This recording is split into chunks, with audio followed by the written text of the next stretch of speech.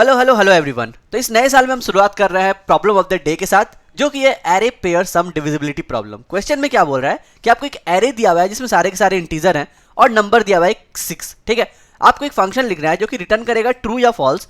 True कब return करेगा? If given array can be divided into pairs such that sum of every pair is divisible by के।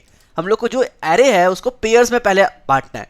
Pair का मतलब क्या हो गया कि एक नंबर आपको दोबारा यूज नहीं करना है। यानी कि जैसे पहला वाला है, अगर मैं इसमें 9 और 5 का पेयर बना दूं तो दूसरा पेयर क्या बनेगा? 7 और 3 का बनेगा। लेकिन बोल रहा है कि के नंबर भी दिया हुआ है। के क्या है यहाँ पे? के है 6। तो आपको बोल रहा है कि जो आप पेयर बनाए हो उसका अगर सम निकालोगे तो हर एक नंबर जो है वो डिविजिबल होना चाहिए 6 से। सो 9 प्लस 5 क्या होगा? 14, which is not divisible by 6। Similarly 7 plus 3 10 होगा, which is not divisible by 6। तो आप क्या रिटर्न करोगे? फॉल्स रिटर्न करोगे। लेकिन रुको, यहां पर पेयर जो है आप चेंज भी तो कर सकते हो। ऑर्डर तो आपको बोला नहीं है कि जस्ट बगल वाले के साथ पेयर बनाना है। तो मैं क्या पेयर बनाऊंगा? 9 प्लस 3 का पेयर बनाऊंगा। तो एक पेयर बनेगा 9 प्लस 3 का, विच इज 12, जो कि 6 से डिवाइड कर जाएगा।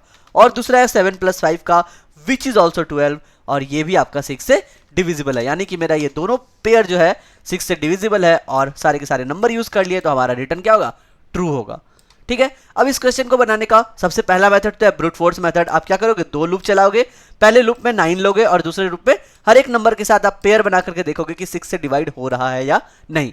और एक क्या काम करना, आप एक विजिटेड एरे ले लेना जिसमें भी अगर आप 9 को सम करके आपका निकल जा रहा है पेयर, तो 9 को हमने विजिटेड में 1 कर दिया। तो ये ब्रूट फोर्स मेथड है। लेकिन यहाँ पे 2 लूप लगेगा, यानी ऑर्डर ऑफ n स्क्वायर चला जाएगा। क्वेश्चन में देखते हैं, आपको time complexity order of n expected है। तो अब हम लोग इसको कैसे बनाएंगे? तो मैं आपको सिंपल मैथमेटिक्स बताता हूं और उसके बाद हम लोग कोड पे जाएंगे। तो देखो, अगर हम 9 प्लस 3 का इसके सम को 6 से डिवाइड करना चाहे ना, तो अगर हम लोग इसको तोड़ेंगे तो ये हम लोग ऐसा कर सकते हैं कि 9 divided by 6 plus 3 divided by 6। तो ये नंबर कैसे 6 से डिवाइड होगा कि नहीं, ये कैसे पता करेंगे? तो हम लोग क्या बोलेंगे, 9/6 में जो रिमाइंडर बचेगा और 3/6 में जो रिमाइंडर बचेगा, अगर दोनों का सम 6 से डिवाइड हो रहा है, यानी कि आपका ये पेयर जो है इसका जो सम है वो भी 6 से डिवाइड होगा। कैसे कि देखो, 9/6 मतलब रिमाइंडर कितना बचेगा? 3, और सिमिलरली 3/6 रिमाइंडर क्या बचेगा? 3। So 3 plus 3 equals to 6, which is divisible by 6, या फिर which is equals to the number. अगर दोनों का सम जो है नंबर के बराबर आ जाए, क्योंकि हम लोग रिमाइंडर निकाल रहे हैं तो वो 6 से बड़ा हो ही नहीं सकता, तो हम लोग बोल सकते हैं उसके सम को कि ये भी 6 से डिवाइड होगा। ठीक है, ये है मैथ्स रूल। तो हम लोग क्या करेंगे, हम लोग सबसे पहले हर एक नंबर का रिमाइंडर निकाल लेंगे। यानी कि 9 इसका रिमाइंडर अगर निकाले तो 9 डिवाइडेड बाई 6 करना होगा, रिमाइंडर के लिए क्या आएगा? 3 आएगा। दूसरा क्या है? 5, इसका भी हम लोग रिमाइंडर निकालेंगे, 5 आएगा क्योंकि ये 6 से छोटा है। 7 डिवाइडेड बाई 6 हमारा रिमाइंडर निकालना है, यहाँ पे हो जाएगा 1।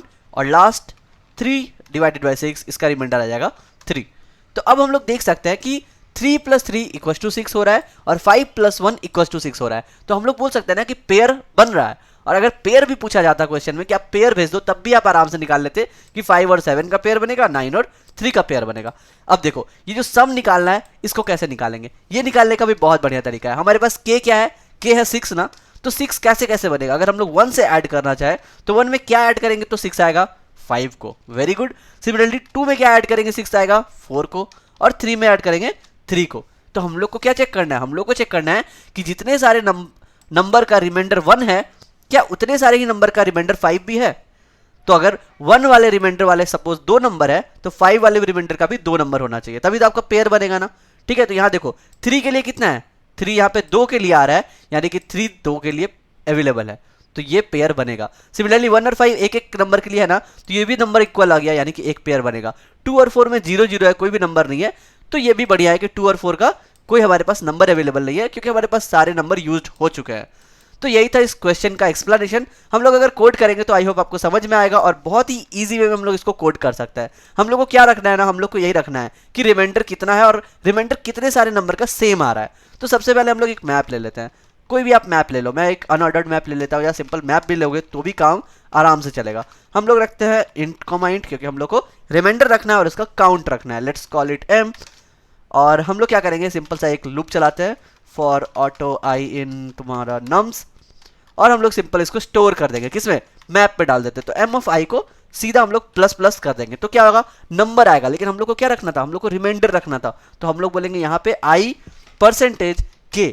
तो अब क्या होगा, ये 3 प्लस प्लस आएगा, 5 प्लस प्लस आएगा, 1 प्लस प्लस आएगा, 3 प्लस प्लस आएगा, ये आएगा आपका किसमें, मैप के अंदर में।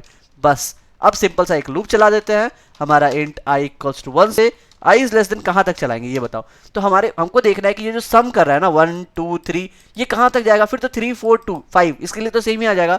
तो हम लोग बोलेंगे कि i should be less than k/2 या इक्वल्स टू, यहां तक हम लोग रन करते हैं एंड i प्लस प्लस, ठीक है।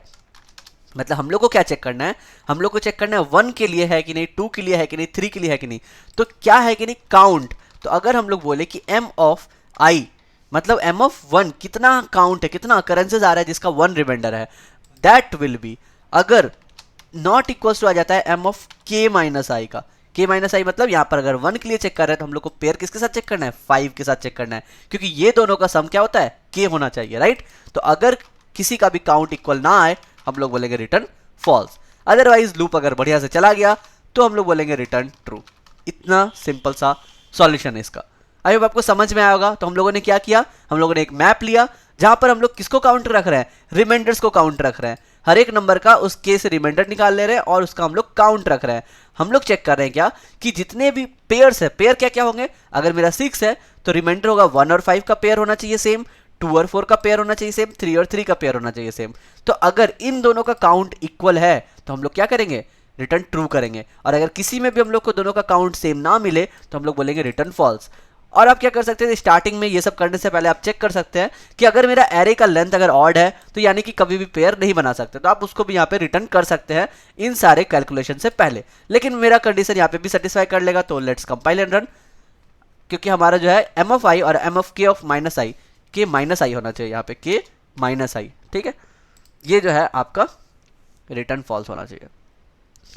तो अभी यहाँ पे देख लेते हैं, एकदम बिल्कुल ट्रू रिटर्न कर रहा है। लेट्स कस्टम इनपुट चेंज करते हैं, हम लोग यहाँ पे लेंथ 5 दे देते हैं और यहाँ पर सपोज आगे में 1 डाल देते हैं। तो अगर 5 लेंथ ऑड लेंथ है तो ये हमेशा फॉल्स ही आना चाहिए। देखते हैं हमारा कोड इसको कर पाता है कि नहीं। तो यहाँ पर आउटपुट फॉल्स आ रहा है, एक्सपेक्टेड भी फॉल्स है, बहुत अच्छे। तो ये था हमारा solution, let's submit the code. I hope आपको समझ में आया होगा, बहुत ही इजी क्वेश्चन था और आप ब्रूट फोर्स मेथड जरूर ट्राई करना, क्योंकि उसके बाद अगर आप ऑप्टिमाइज करोगे तब आपको ज़्यादा मजा आएगा। कल फिर मिलता है नए क्वेश्चन के साथ, तब तक के लिए गुड बाय।